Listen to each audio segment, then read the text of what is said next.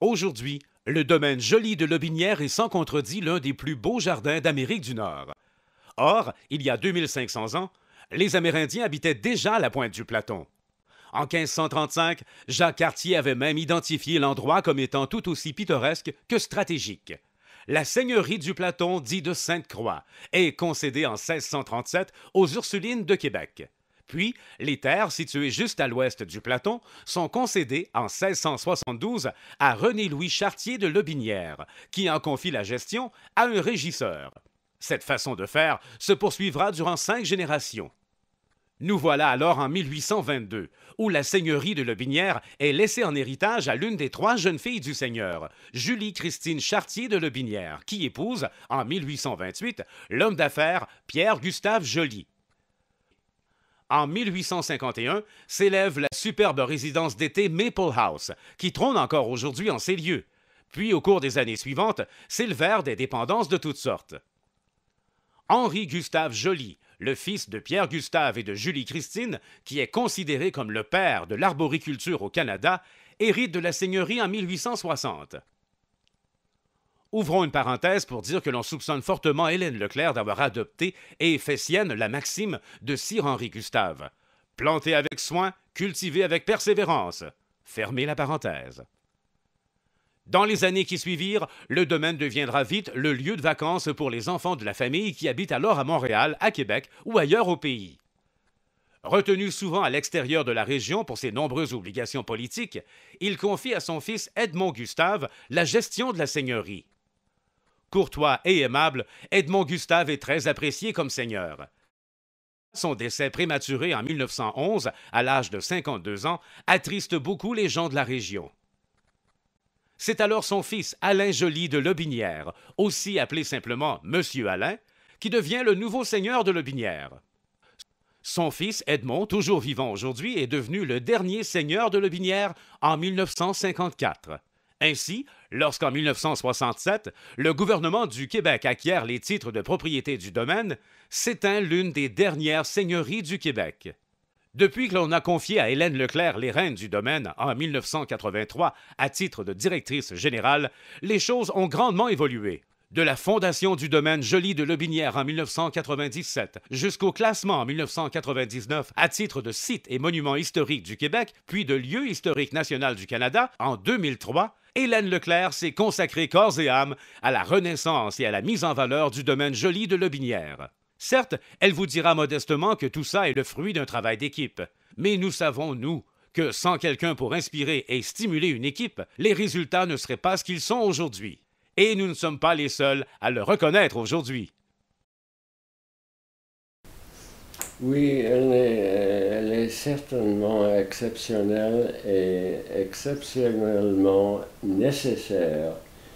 Ce qu'elle a fait, c'est d'abord de prendre les choses en main, de remettre le jardin comme ça a été au temps de mes parents. Il y a une trentaine d'années, une jeune femme se présente à moi au Conseil des monuments et sites du Québec. Elle me dit « c'est un kidnapping ». Alors je me soumets et je pars avec elle dans les rues enneigées de la capitale vers la campagne.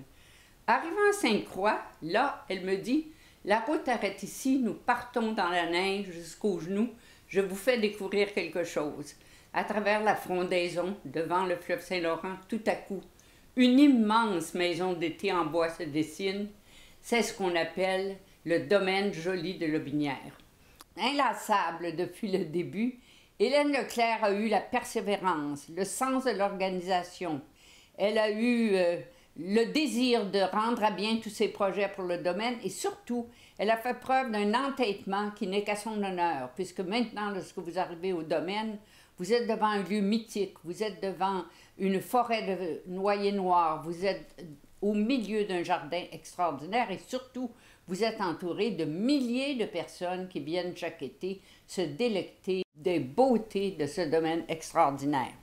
Je dois dire que le travail d'Hélène à travers toutes ces années est exceptionnel. C'est peu commun. Je ne sais pas si dans les prochaines générations, nous aurons des gens aussi dédiés qu'elle à la cause du patrimoine et à la cause de son milieu également. Je pense que c'est c'est quelque chose d'exceptionnel pour Lotbinière et il y a bien des régions, je crois, qui aimeraient avoir des personnes aussi passionnées qu'Hélène pour soutenir une cause culturelle comme celle du domaine Joly. Alors, il faut voir le domaine Joly de Lotbinière pour Lotbinière et même pour la Chaudière-Appalaches comme vraiment l'image de marque. L'image de marque autant que pour Québec, le château Frontenac peut être une image de marque. On s'amuse souvent à la taquiner, les gens du secteur touristique culturel, en disant que c'est la châtelaine, c'est celle qui s'occupe du domaine. Mais il y a une anecdote que je voulais vous dire. On faisait un pique-nique. Je te rappelle, ici, sur la plage. Et des étrangers sont venus pour s'installer, pour faire un pique-nique. C'était très bien. Mais le jardinier qui était en tête et qui protégeait un petit peu son domaine, il s'est accouru puis a dit à ces gens, « Ah, cet endroit est privé, ça appartient au Seigneur. » Et alors, le jeune homme a dit, « Ah, si ça appartient au Seigneur, alors ça appartient à tout le monde. » Et j'ai trouvé génial sa réponse. Et de là, je vois aujourd'hui que c'est ouvert à tout le monde. Donc, je crois que le Seigneur sera très content. Si on veut parler d'Hélène comme une bâtisseur dans la région de Lotbinière, je pense qu'il faut commencer par parler d'Hélène, la femme, la personne telle qu'elle est. Hélène, c'est une personne qui a, selon moi, 3 très grandes qualités. D'un côté, c'est une personne qui est authentique, c'est une personne qui est décidée. Donc ça, c'est une première facette du côté d'Hélène qu'on connaît quand même assez bien d'elle. Il y a une deuxième facette qui est son côté amour. C'est une personne qui est très amoureuse notamment de sa famille, qui est très amoureuse de sa région, de l'ensemble de la région, et de l'histoire également. C'est quelque chose qui, pour elle, est important. Ça nous amène à sa troisième caractéristique principale, qui est la passion. Hélène, c'est une passionnée. C'est pas une passionnée seulement du domaine Joly de Lotbinière, c'est une passionnée de Lotbinière, son village d'origine, c'est une passionnée de la grande région lotbiniéroise. Pour elle, c'est des choses qui sont extrêmement importantes. Vous savez, pour Hélène, elle n'est pas devenue la personne qu'on connaît par hasard. Hélène est comme ça parce qu'elle a reçu un héritage. Et cet héritage-là lui vient de son père, de Guy. Guy qui lui-même était un homme qui était très volontaire, un homme qui avait une grande passion lui-même pour l'histoire et qui voulait partager ça avec ses enfants. Guy, régulièrement, prenait les enfants, on les mettait dans l'auto et on partait faire un grand tour dans toute la région de Lotbinière en parlant un petit peu de chacun des endroits. On revenait à la maison, c'était agréable, on avait fait une belle sortie en famille. Donc, c'était des éléments qui étaient très importants. Hélène, il y a un élément qu'elle a retenu qui était très important et qui lui venait de Guy, c'était de dire on doit très bien connaître ses racines, on doit très bien connaître d'où on vient pour être capable de continuer de bâtir et de faire croître. Et Hélène, ça, elle se l'est approprié. Depuis, Hélène, elle a rajouté à ce legs-là les caractéristiques qu'on lui connaît, une personne joviale avec un superbe de beau rire, avec un grand sourire, une personne qui est entraînante, une personne qui nous attire avec elle dans le sillon de sa passion et qui en fait aujourd'hui la grande dame qu'on connaît, une dame qui mérite grandement son titre de bâtisseur pour Lotbinière.